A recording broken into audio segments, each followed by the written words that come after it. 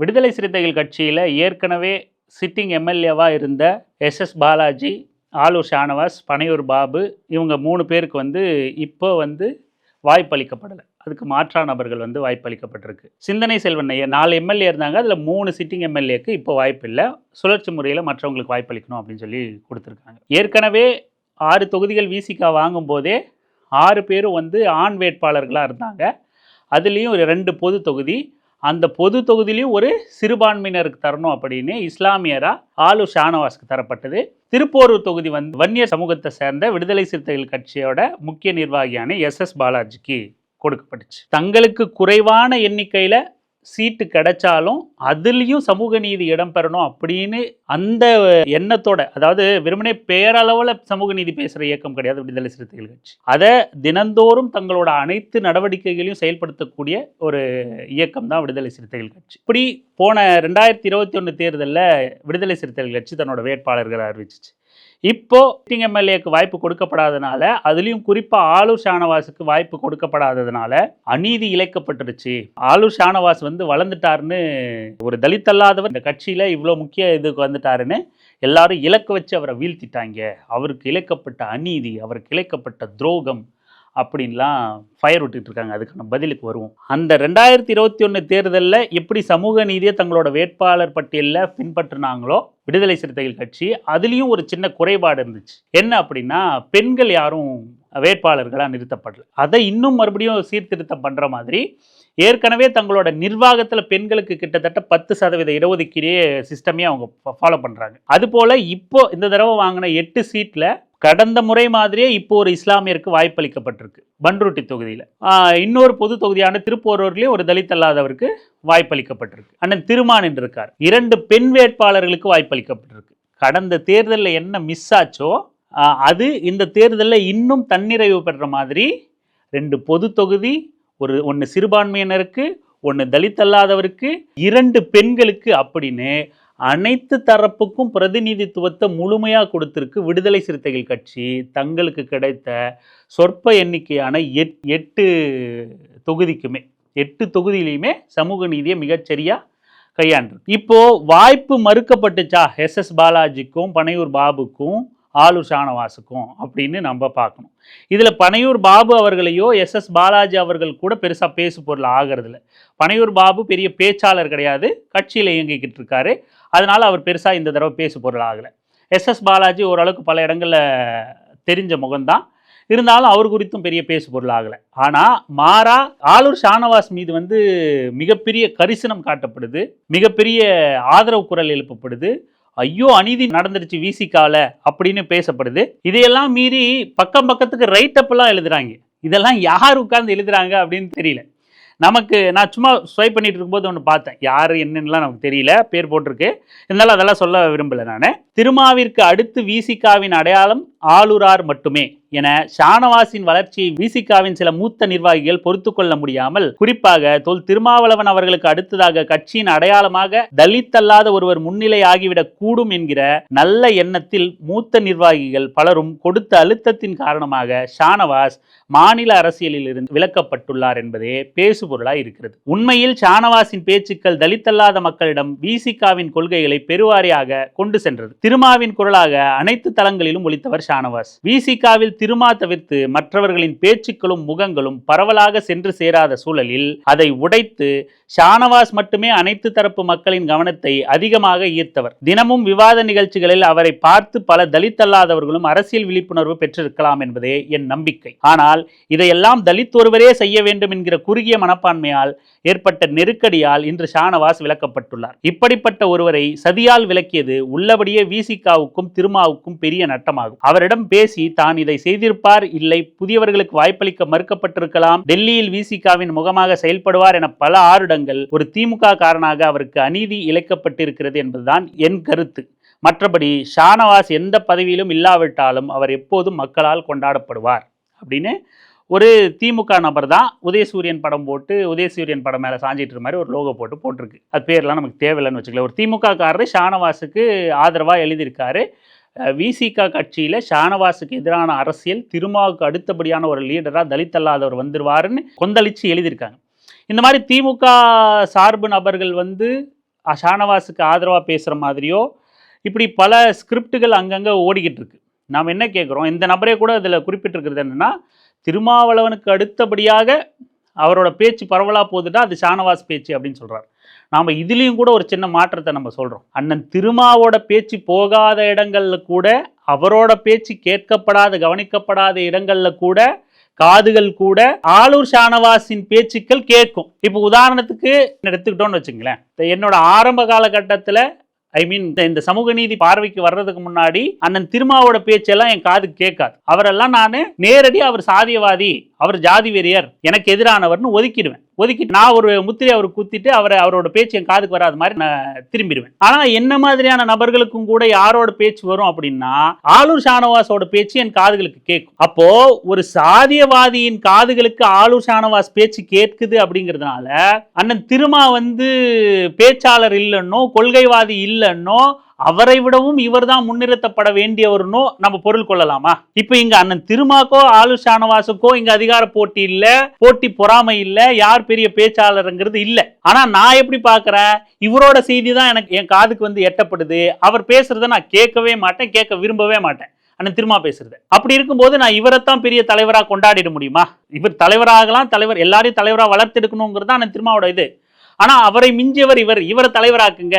எப்படி அண்ணன் திருமாவோட ஒரு பேச்சை கூட கேட்காம ஆலூர் ஷானவாஸோட பேச்சை மட்டும் கேட்டு இவரை அந்த கட்சிக்கு தலைவராக்குங்கன்னு நான் பேசினா எவ்வளோ பெரிய முட்டாள்தனமா இருக்குமோ, அந்த மாதிரி தான் இந்த ஒப்பீடு இருக்கு. அண்ணன் திருமாவுக்கு அடுத்து இவர் பேசுறார், அதுல மாற்று கருத்து இல்லை. நாம சொல்ல வர்றது என்னன்னா, ஷானவாஸோட சிந்தனையோ பேச்சோ பகுத்தறிவோ சமூக நீதி கருத்தோ எதிலுமே நமக்கு மாற்று கருத்து இல்லை. இப்போ நம்ம பேச வர்றதும் ஆலூர் ஷானவாஸுக்கு எதிராக கிடையாது, ஆதரவாக தான்.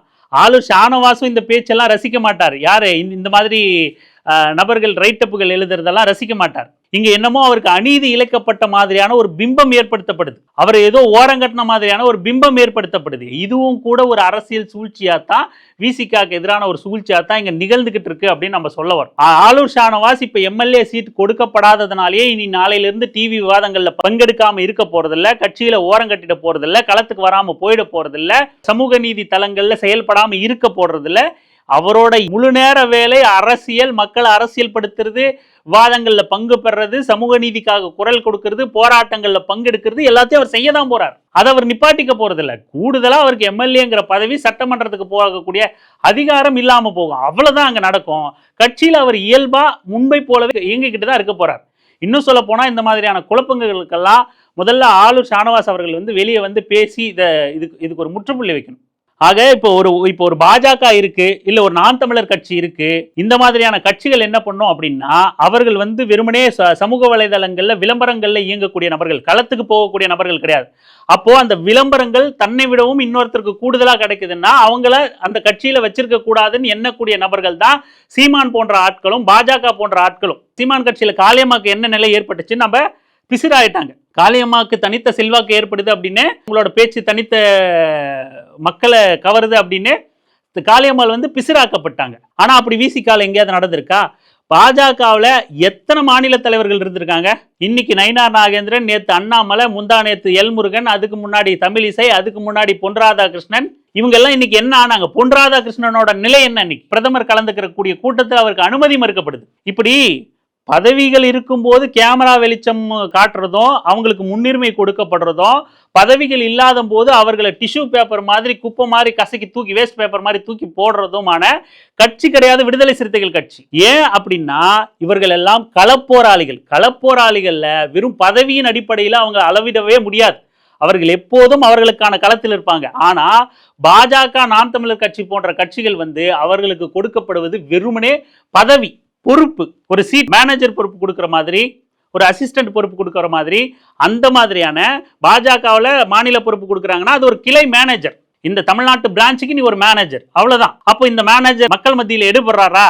நல்லா ஒரு 10,000 கோடி செலவு பண்ணி பார்ப்போம், விளம்பரம் பண்ணி பார்ப்போம், எடுபடுறானா பார்ப்போம், இல்லைன்னா அந்த ஆட்டுக்குட்டி தூக்கி தொடச்சி தூர போடு அப்படின்னு தூக்கி போட்டு இன்னொரு மேனேஜர் அங்கே கொண்டு வருவான். ஆனால் விடுதலை சிறுத்தைகள் கட்சி மேனேஜர்களை கொண்ட கட்சி கிடையாது. வெறுமனே பதவிகள் அறிவிக்கப்பட்டு அந்த பதவியை அலங்கரிக்கக்கூடிய நபர்கள் கிடையாது. மாறா களப்போராளிகள், எந்நேரமும் சமூக நீதி தளத்தில் இயங்கக்கூடிய நபர்கள். இப்போ இவர்கள்லாம் ஒப்பாரி வைக்கிற அளவுக்கு ஆலூர் ஷானவாஸ் இதை அவர் ரொம்ப இயல்பா அணுகியிருப்பார். எஸ் பாலாஜி நாம கேள்விப்பட்ட வரைக்கும் எஸ் பாலாஜியும் அதுக்கான முன் மனநிலையோட தான் இருந்தார். தலைவர் கொடுத்தா அதை நம்ம ஏற்றுக்க போகிறோம், செயல்பட போகிறோம், இல்லைன்னா இன்னொருத்தருக்கு வாய்ப்பு கிடைக்கும் போது அதில் நம்ம அவங்க செயல்பட போகிறாங்க, நம்ம கட்சி பணியை பார்க்க போகிறோம் அப்படிங்கிற மனநிலையில தான் இருந்தாங்களே ஒழிய, மாறா யாரும் பதவி வெறி பிடிச்சி போய் எனக்கு எம்எல்ஏ சீட்டு கொடுத்தாதான் நான் விசிகா, எனக்கு எம்எல்ஏ சீட்டை மறுத்துட்டா உடனே என்ன விசிகா வந்து கார்னர் பண்ணிட்டாங்க, திருமாவுக்கு அடுத்த பெரிய தலைவராக நான் வர பார்த்தேன், என்ன ஓரம் கட்டிட்டாங்க அப்படின்னு ஆலூர் ஷானவாஸோ எஸ் பாலாஜியோ யாரும் பொதுவெளியில் வந்து பேச போகிறதுல, அப்படியான மனநிலை கொண்டவர்களாக அவங்க இருக்க போகிறதுல, அப்படியான மனநிலை கொண்டவர்களாக அவர்கள் இருந்தால் விசிகாவிலே அவங்க பயணிக்க முடியாது. விசிகா அப்படி பெரிய அதிகாரம் கொண்ட கட்சியாக, அதாவது அரசு தரப்பில் ஆளுங்கட்சியா அதிகாரம் கொண்ட கட்சியா மந்திரி பதவி கொடுத்தாதான் நான் வருவேன், நாளைக்கு எம்பியா இருந்தால் மட்டும்தான் கட்சியில் இருப்பேன், இல்லை எம்எல்ஏவா இருந்தால் மட்டும்தான் கட்சியில் இருப்பேன் அப்படிங்கிற கட்சி கிடையாது. அவங்களுக்கே அவங்க தனித்து நிற்கிறது இல்லை. சமூக சூழல் மாறினாதான் மக்கள் எங்களை முதலமைச்சர் விசிகா ஆளட்டும் மக்கள் சொல்லும் போது தான் எங்களால் ஆள முடியும், நாங்கள் சொல்றதுனால எந்த பலனும் இல்லை, மக்கள்கிட்ட நாங்கள் களத்தில் வேலை செய்வோம், சமூக மாற்றத்துக்கு வேலை செய்வோம், அந்த சமூக மாற்றம் நிகழும் போது எங்களை அவங்க அங்கீகரிப்பாங்க அப்படின்னு பயணிக்கக்கூடிய கட்சி விசிகா. அப்படியான கட்சியில் அமைச்சர் பதவியையோ முதலமைச்சர் பதவியையோ சபாநாயகர் பதவியையோ எம்எல்ஏவோ எம்பியையோ எதிர்பார்த்து கட்சியில் இருக்க முடியாது. மாறா இந்த சமூக மாற்றத்துக்கு தன்னை அர்ப்பணிக்க முடியும்னு நினைச்சா மட்டும்தான் அந்த கட்சியில பயணிக்க முடியும்.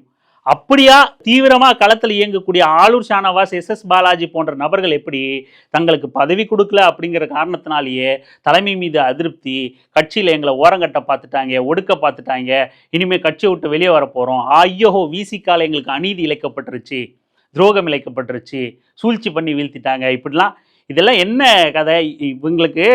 அதாவது ஆடு நனையுதேன்னு ஓனாய் அழுகிற கதை தான் நமக்கு ஞாபகம் வருது. விசிகா அவங்க ஒரு சுழற்சி முறையில் அத்தனை பேர் இருக்காங்க, கிடைக்கிற சொற்ப இடங்களை ஒவ்வொருத்தருக்கும் சுழற்சி முறையில் வாய்ப்பு கொடுக்கணும். இந்த தடவை இவங்களுக்கு கொடுத்தா அடுத்த தடவை இன்னொருத்தருக்கு வாய்ப்பு கொடுக்கணும் அப்படிங்கிற சூழல் இருக்கு.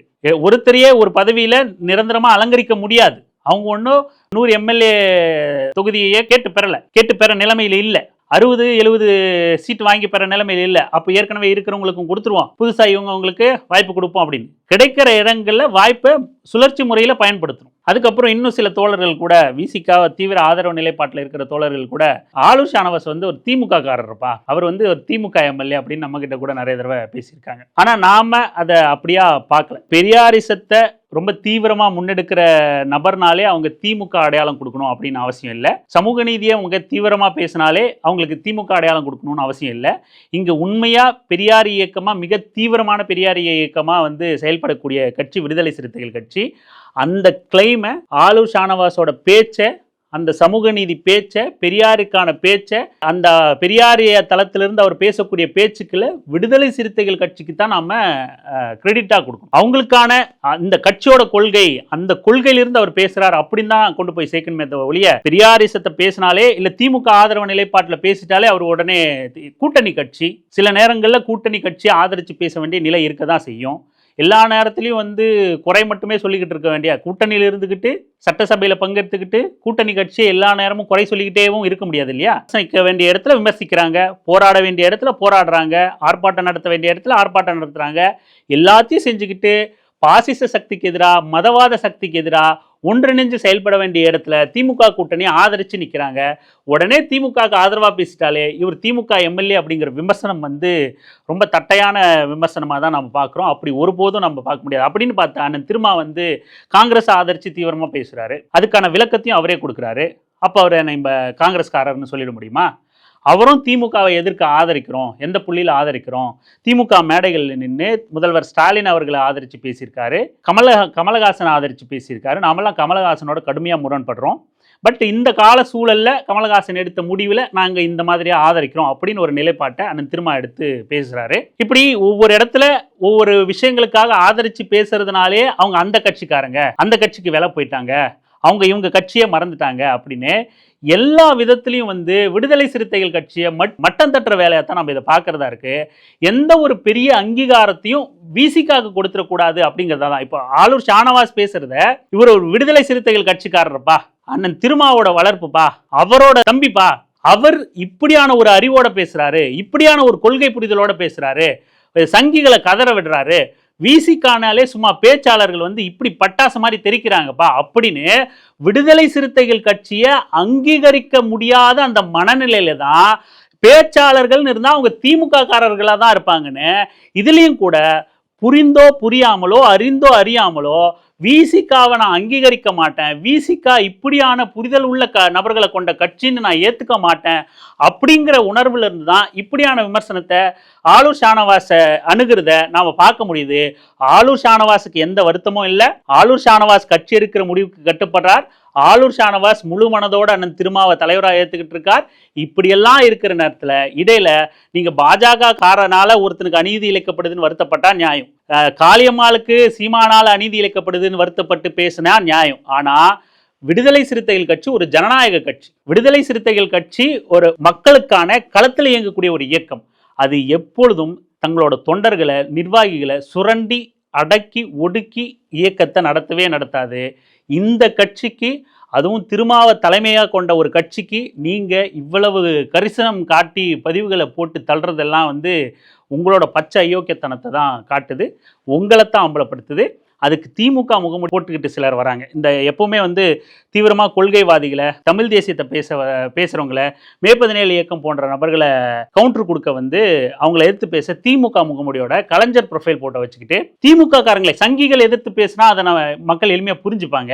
அதனால திமுக முகமூடியோட தமிழ் தேசியத்தை எதிர்த்து பேசுறது, திராவிட சித்தாந்தம் அப்படிங்கிறது தமிழ் தேசியத்துக்கு எதிரானது இல்லை. ஆனால் இங்கே சில புல்வுருவிகள் திமுக அடையாளத்தோட திமுகவுக்கு அறிந்தோ அறியாமலோ தமிழ் தேசியத்தை எதிர்க்கிறோம் அப்படிங்கிற பேர்ல எங்களுக்கு சீமான் எப்படி மேதகு அவர்களுக்கு எதிராக பெரியாரை நிப்பாட்டுறானோ அதே போல ஒரு கும்பல் பெரியாருக்கு எதிரானவர் மேதகு அப்படிங்கிற மாதிரியான ஒரு அஜெண்டாவை பின்புலத்துல சங்கிகளோட திட்டத்தை கட்டமைக்க முற்பட்டுக்கிட்டே இருக்கு. அந்த மாதிரியான போலி அயோக்கிய கும்பல் செய்கிற வேலை தான் இந்த வேலையெல்லாம். மற்றபடி விடுதலை சிறுத்தைகள் கட்சி அதுக்கான ஜனநாயக வழியில் நடந்துக்கிட்டே இருக்குது. அவங்க கட்சிக்குள்ள எந்த அளவுக்கு சமூக நீதியை நிலைநாட்ட முடியுமோ அதுக்கான வேலைகளில் தொடர்ந்து இயங்கிக்கிட்டே இருக்குது. வெளியிலிருந்து எவனாலையும் குறை சொல்ல முடியாது. குறை சொல்கிற அளவுக்கான கட்சி விடுதலை சிறுத்தைகள் கட்சி கிடையாது. நன்றி.